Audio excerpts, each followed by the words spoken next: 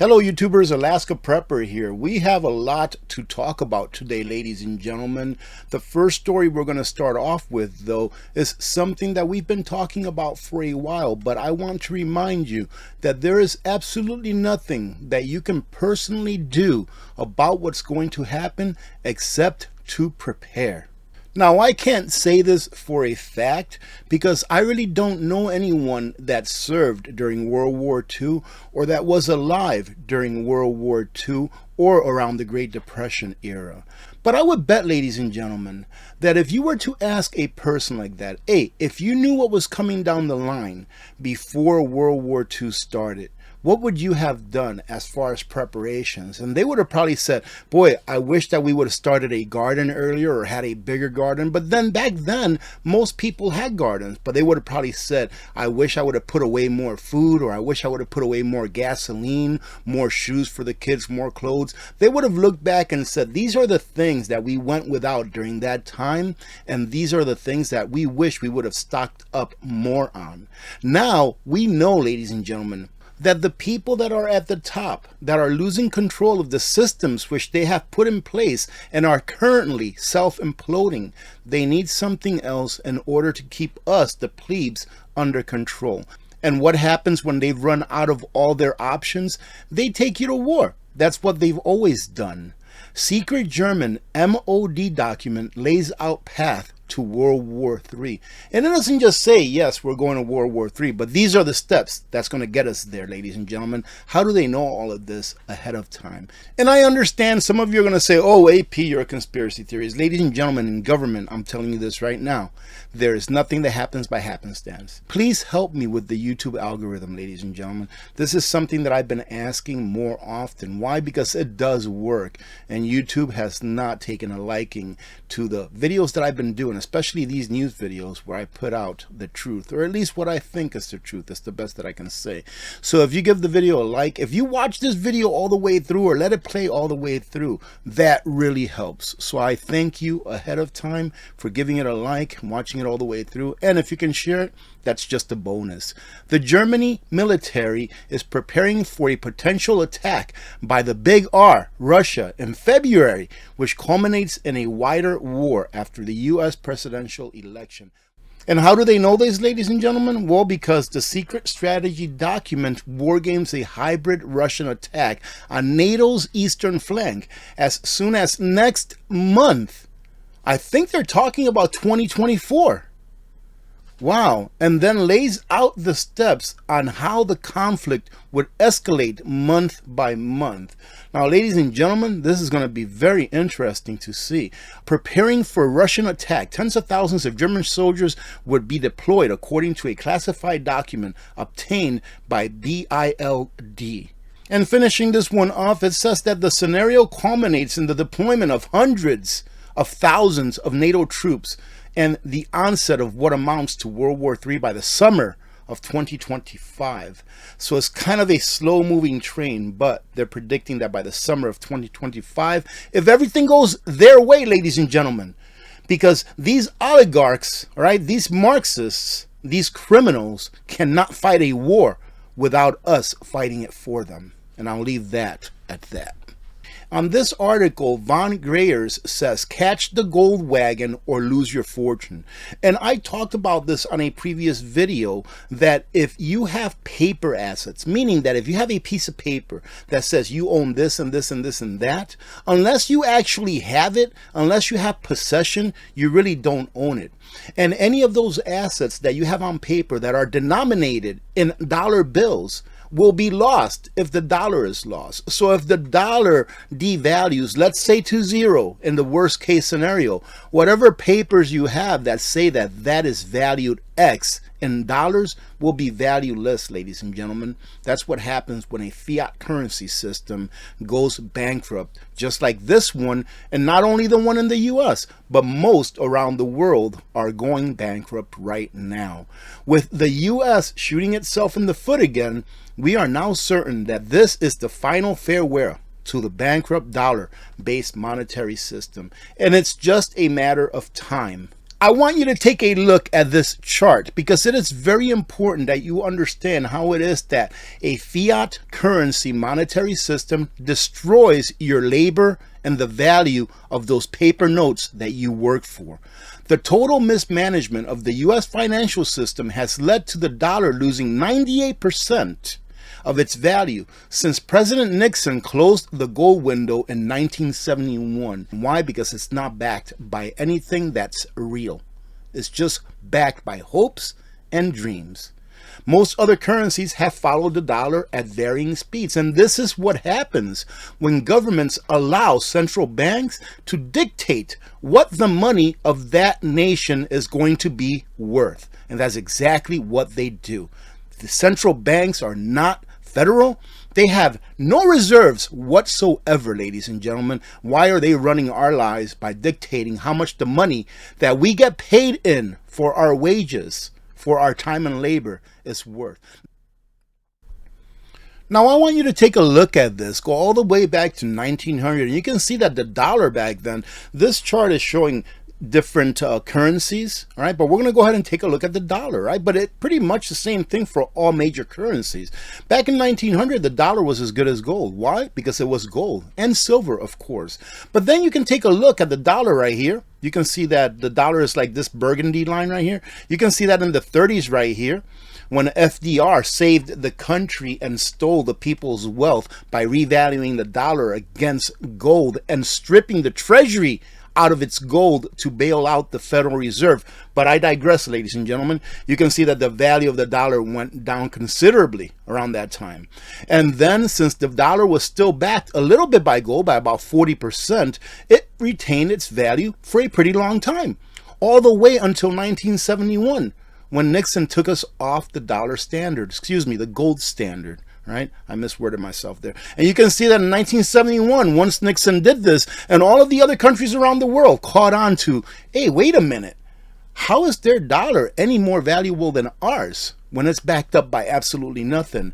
Look at the value of the dollar plunge. Now, since 1971, the value of the dollar has plunged 98%. We are almost at the end game, if not already there. If you're not protecting yourself, you're going to be left out naked with all of your wealth in paper. You have no wealth, ladies and gentlemen. That is why I always say prepare. Get things that are tangible. Get things that you can use. If you have excess wealth, I'm not a financial advisor, I have to say that because I'm on the internet, then convert that excess wealth into things that you know will retain their value. And one of those things, or two of those things, are gold and silver. And why is that? It's because the government cannot stop printing. Massive money printing will accelerate as the debt soars. They have no choice, ladies and gentlemen. They have zero choice if they want to stay in control. The U.S. federal government published a December deficit of $129 billion, which is up 52% from the previous year. If we look at the period between October and December, so the last quarter of 2023, the deficit ballooned to a staggering $510 billion. Ladies and gentlemen, that's only one quarter, $500+ billion deficit. What does that mean? That means that they had to borrow $500 billion just to keep their head above water. Why do I say they? Because it's the government that's doing this on your behalf, but not for your behalf. And you have to understand that knowing this is what's going to save you. Knowing what's coming is what's going to save you, ladies and gentlemen, because you can take action now. If you know that there's going to be a huge winter storm, what do? You check your generator. You make sure you have candles, batteries, lanterns, etc., to make sure that when that storm arrives, you are well prepared. Well, if you don't know that that storm's arriving, you just might get caught in the middle of a blizzard in your car with nothing in there. So we have to know what this massive inflation means to us, the Americans. What Americans got was a massive deficit and persistent inflation, which is going to cost more inflation. Inflation is not over. The massive deficit means more taxes, more inflation, and lower growth in the future. Deficits are not a good tool for growth because they cause stagnation, which is like stagflation, meaning that you're going to have high inflation, you're going to have low employment. All right, low production. So we're going to have more money coming into the system with less things being made, making those things that are being made at a lesser amount cost more and more and more. And it is just a cycle, like a snake eating its own tail. And as our monetary system is being depleted to nearly zero, they have to keep us engaged in things that really don't mean much in the grand scheme of things. But 142 million Americans undergo wind chill alerts, while we've been told year after year after year we have to prepare for global warming, even though the solutions that they provide to us don't work. With temperatures falling into the negative double digits, these charging ports have stopped charging, leaving many Tesla owners stranded here in long lines since Sunday. Nothing, no juice, it's still on 0%. This is like 3 hours this morning being out here, after being out here 8 hours yesterday. Has it been charging? No, not at all. It just isn't working. At all. It's just frozen, and so I'm now getting it towed to the Tesla service center because that's my only option at this point. And here they dictate that the legacy media spent last week fear-mongering Americans into believing 2023 was the hottest year, even on record. But ladies and gentlemen, you have to understand, I'm not even looking at whatever charts the mainstream media is looking at. But I guarantee you that if you look at a chart that they're showing you, it only goes back to like 1850, 1860, something like that. Because that's when we came out of a grand solar minimum that lasted a long time. And it's when the temperature started to go up because we spent a long time with the temperatures being very low. They won't show you a chart that's more than 150, 200 years old, because then people would say, wait a minute, the temperatures used to be really low. Of course they're going to go up. They'll start using their brains and questioning, but they don't want you to question, so they don't show you the truth. They just tell you what they want you to know. Perhaps the eruption in climate doom headlines was to satisfy corporate elites and world leaders attending the World Economic Forum's annual meeting in Davos this week, who can point to these news stories to further their radical Marxist climate agenda. And that's exactly what it is. They want to make you poorer. They want to steal your wealth, not only through inflation and through central banks, but through policy. And how do they make policy? For the average person to say, yes, you can steal my money so that you can squander it. They go ahead and scare you. This is the real fear mongering. You know how many times I've been called fear monger on this channel? But this here is the real fear mongering, when the mainstream media is paid to lie to you so that you can then be okay with giving up your freedoms. And I'm just going to go ahead and share with you a very small part of this article. No, 2023 was not the hottest year ever here on Natural News. And remember, I will be leaving the links to all of these articles that I cover. There really shouldn't be any more coal-fired power plants permitted anywhere in the world, says Joe Biden's climate czar. And his name is what? Kennedy? John Kennedy, all right? Or John Kerry, excuse me.